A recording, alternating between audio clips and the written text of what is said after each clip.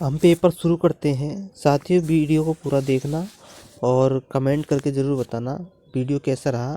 इसमें हम 30 प्रश्न लेंगे। 2021 में रीट का पेपर है और भाषा सेकंड का है, हिंदी का। हम शुरुआत करते हैं। तो 61 से 65 तक के प्रश्नों का उत्तर हमें इस गद्यांश को पढ़ के देना है। ये गद्यांश है और हमें इस गद्यांश को पढ़ने की आवश्यकता नहीं है। इस गद्यांश को तभी पढ़ेंगे जब हमें प्रश्न नहीं आ रहे हो, प्रश्नों के उत्तर नहीं आते हैं। तो शुरुआत करते हैं हम 61वें प्रश्न से कि निम्नलिखित में से स्त्रीलिंग शब्द है। 4 ऑप्शन दे रखे हैं इसके। मनुष्य, ममता, निष्ठुर, सबल। तो इसका सही आंसर हो जाएगा ऑप्शन बी। ममता स्त्रीलिंग शब्द है, बाकी के सब पुल्लिंग है। नेक्स्ट क्वेश्चन की ओर चलते हैं। संहारक शब्द का संधि विच्छेद है।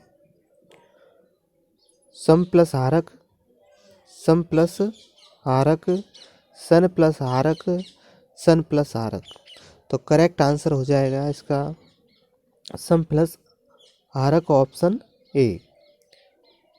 नेक्स्ट क्वेश्चन की ओर चलते हैं कि निम्नलिखित में से कौन सा विकल्प जातिवाचक संज्ञा बनने का है। जातिवाचक संज्ञा से भाववाचक संज्ञा बनने का है। शून्यता, उत्पीड़न, उपयोगिता, दासत्व। इसका करेक्ट आंसर हो जाएगा दासत्व। दासत्व जातिवाचक संज्ञा से भाववाचक संज्ञा बनने का है। नेक्स्ट क्वेश्चन है कि बाढ़ के समान दिशाहीन वाक्यांश में रेखांकित पद है। बाढ़ के समान दिशाहीन, तो वाक्यांश में रेखांकित पद है, तो रेखांकित पद को बताना है क्या है ये। संज्ञा है, सर्वनाम है, क्रिया है या विशेषण है। तो इसका करेक्ट आंसर हो जाएगा संज्ञा है। बाढ़ क्या है? एक संज्ञा है। नेक्स्ट क्वेश्चन की ओर चलते हैं कि निम्नलिखित में से कौन सा शब्द दुर्वह का समानार्थी है। तो दुर्वह का समानार्थी हमें बताना है। तो सिंचित, असह्य, गंतव्य और दिशाहीन। तो इसका करेक्ट आंसर हो जाएगा असह्य। तो दुर्वह का असह्य हो जाएगा। समानार्थी का मतलब पर्यायवाची।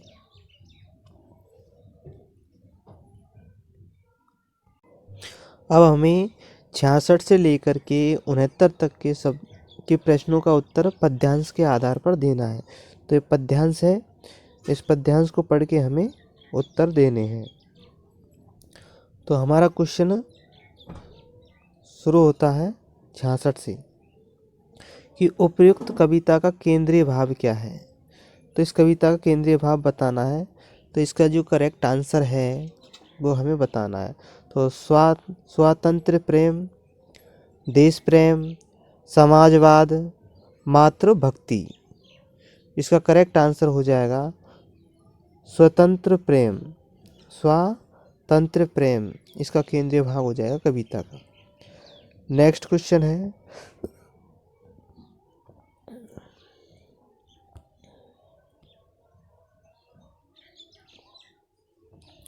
कहीं भली है कटुक निवोरी, कनक कटोरी की मैदा से।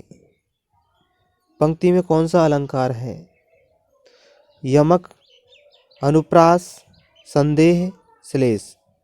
तो चारों में से कौन सा हो जाएगा? करेक्ट आंसर हो जाएगा इसका अनुप्रास अलंकार है। ऑप्शन बी आंसर हो जाएगा। नेक्स्ट क्वेश्चन है कि स्वर्ण श्रृंखला के बंधन में अपनी गति उड़ान सब भूले। पंक्ति में स्वर्ण श्रृंखला किसे कहा गया है। चारों ऑप्शन देखेंगे। वैभव विलास युक्त गुलामी को, सोने की जंजीरों को, वैभव रहित गुलामी को, संपन्नता के सुख को।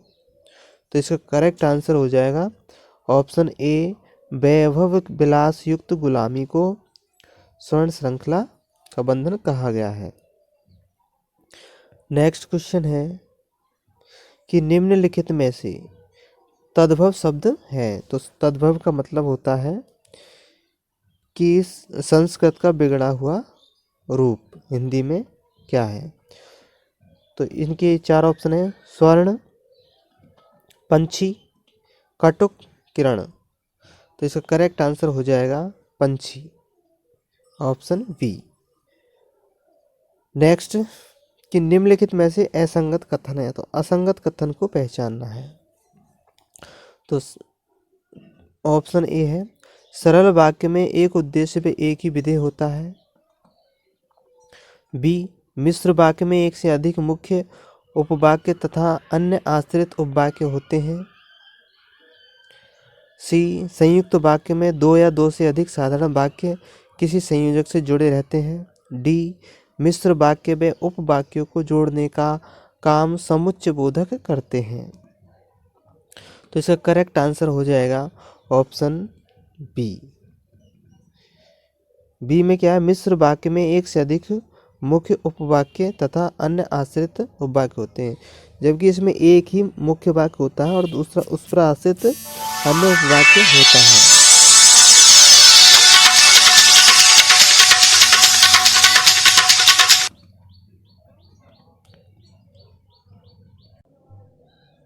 अब हमें 71वां क्वेश्चन बताना है। तो 70वें क्वेश्चन का तो ऑप्शन बी आंसर हो जाएगा, बाकी सारे ऑप्शन सही है। 71, वह कितना सुंदर दृश्य है, यह वाक्य अर्थ को बता। तो वह क्या है, विस्मयादिबोधक है, यानी डंडे के नीचे 0 है। तो इसके 4 ऑप्शन है, संभावनार्थक, संकेतार्थक, विस्मयादिबोधक और प्रश्नवाचक। तो इसका करेक्ट आंसर हो जाएगा ऑप्शन सी। नेक्स्ट क्वेश्चन की ओर, आंखें बिछाना मुहावरे का अर्थ है। 4 ऑप्शन देखेंगे, प्रेम पूर्वक स्वागत करना, अत्यंत प्रिय होना, जरा भी कष्ट न आने देना और बस में न रह पाना। तो इसका करेक्ट आंसर हो जाएगा प्रेम पूर्वक स्वागत करना, ऑप्शन ए इसका आंसर हो जाएगा। नेक्स्ट क्वेश्चन है कि एक तो करेला दूसरा नीम चढ़ा लोकोक्ति का अभिप्राय है। ए, सब और कष्ट होना। बी, दूसरे पर दोष मढ़ना। सी, एकाधिक दोष होना। और डी, मात्र दिखावा। करेक्ट आंसर हो जाएगा इसका ऑप्शन सी, यानी कि एक से अधिक दोषों का होना। एक करेला दूसरा नीम चढ़ा। नेक्स्ट क्वेश्चन है कि पुलिस ने चोर को दंड दिया, वाक्य में प्रयुक्त विभक्ति रूप है। ऑप्शन ए, कर्ता एवं कर्म। बी, कर्म एवं अपादान। सी, कर्ता एवं करण। डी, कर्ता एवं संप्रदान। करेक्ट आंसर हो जाएगा option D.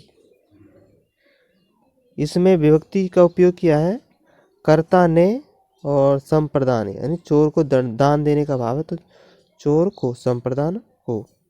Option D answer हो जाएगा। नेक्स्ट है, धीरे धीरे किस व्याकरणिक कोटि का शब्द है। तो धीरे धीरे क्या होता है, तो इसके व्याकरण शब्द बताना है। ऑप्शन ए, क्रिया। बी, क्रिया विशेषण। सी, विशेषण।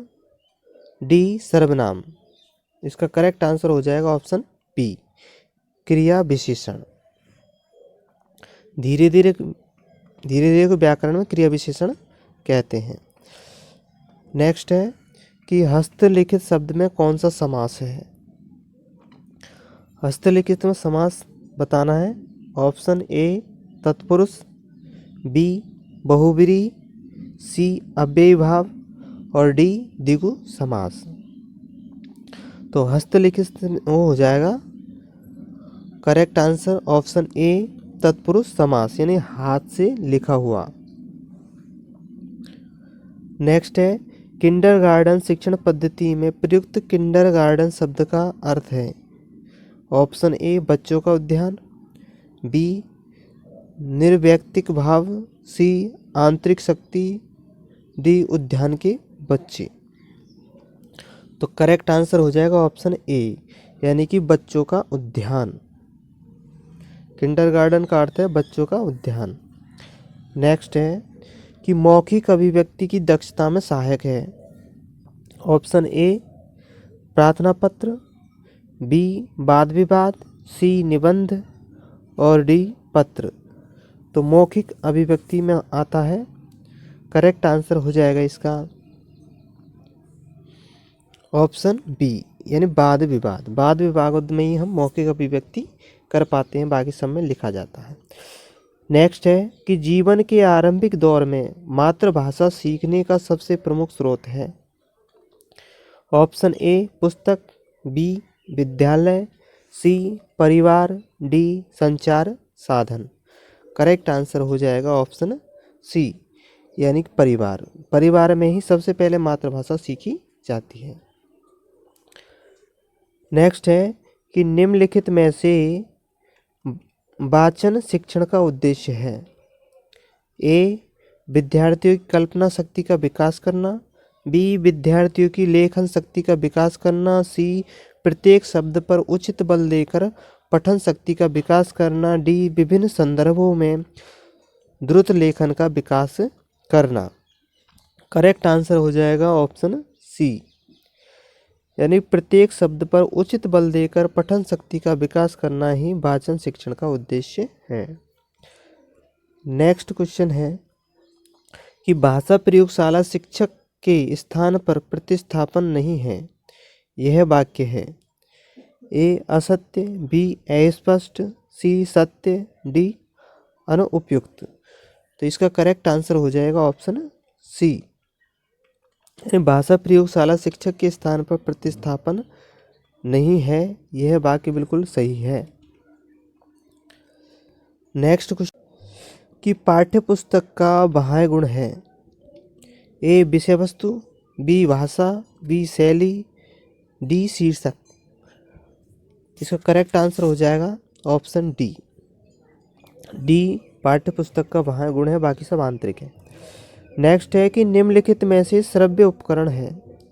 Option A poster, B chart, C gramophone, D मानचित्र। तो करेक्ट आंसर हो जाएगा श्रव्य उपकरण में आएगा gramophone, option C. Next question है कि वस्तुनिष्ठ परीक्षा में सम्मिलित है। वस्तुनिष्ठ परीक्षा में सम्मिलित किया जाता है। तो ऑप्शन ए है निबंधात्मक परीक्षा, बी मिलान पद परीक्षा, सी लघुत्रात्मक परीक्षा, डी पर्यवेक्षण। करेक्ट आंसर हो जाएगा ऑप्शन बी, यानी मिलान पद वाले प्रश्नों को वस्तुनिष्ठ परीक्षा में शामिल किया जाता है। नेक्स्ट क्वेश्चन है कि विद्यार्थियों के लगातार मूल्यांकन हेतु उपयुक्त परीक्षा पद्धति है। ऑप्शन ए सतत एवं व्यापक मूल्यांकन पद्धति, डी स्वतंत्र परीक्षा पद्धति, सी वार्षिक परीक्षा पद्धति, डी मौखिक परीक्षा पद्धति। तो इसका जो करेक्ट आंसर जो हो जाएगा वो हो जाएगा ऑप्शन ए, सतत एवं व्यापक मूल्यांकन को हम विद्यार्थियों का लगातार मूल्यांकन करते हैं। निदान का महत्व नगण्य है यदि ऑप्शन उसके अनुसार बच्चों का उपचार नहीं किया जाता, उसके अनुसार बच्चों का उपचार किया जाता है, उसके परिणामों पर अविश्वास किया जाता है, उसके परिणामों की उपेक्षा की जाती है। इसका करेक्ट आंसर हो जाएगा ऑप्शन ए, यानी कि उसके अनुसार बच्चों का उपचार नहीं किया जाता है तो निदान का महत्व नगण्य हो जाता है। नेक्स्ट क्वेश्चन है कि भाषाई कौशल के निर्धारित पक्षों में कौन सा उपयुक्त नहीं है। ऑप्शन ए देखना, बी सुनना, सी बोलना, डी पढ़ना।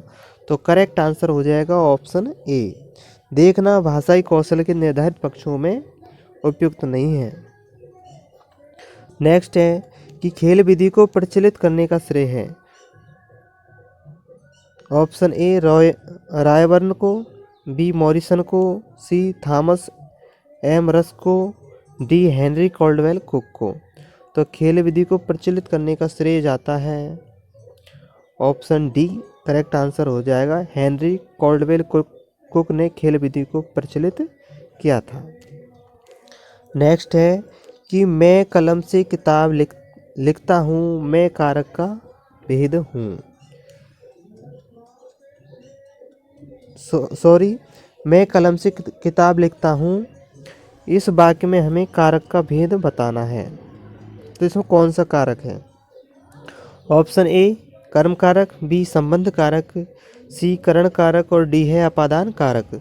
तो सही आंसर हो जाएगा इसका ऑप्शन सी, यानी कि इसमें कर्ण कारक है। यानी मैं कलम से किताब लिखता हूँ तो कलम के द्वारा, कर्ण के द्वारा। इसका लास्ट और अंतिम क्वेश्चन है कि व्याकरण शिक्षण की किस प्रणाली को विकृत रूप में सुग्गा प्रणाली भी कहते हैं? तो सुग्गा प्रणाली किसको कहते हैं? ए अव्याकृति प्रणाली, सी सहयोग प्रणाली, बी सहयोग प्रणाली, सी पाठ्यपुस्तक प्रणाली, डी निगमन प्रणाली। तो इसका करेक्ट आंसर हो जाएगा पाठ्यपुस्तक प्रणाली को सुग्गा प्रणाली कहते हैं। तो साथ ही हमारे 30 क्वेश्चन थे रीड के। वीडियो कैसा रहा? वीडियो को लाइक करना और चैनल को सब्सक्राइब करना। Thank you for watching. और कमेंट ज़रूर लिखना कमेंट बॉक्स में।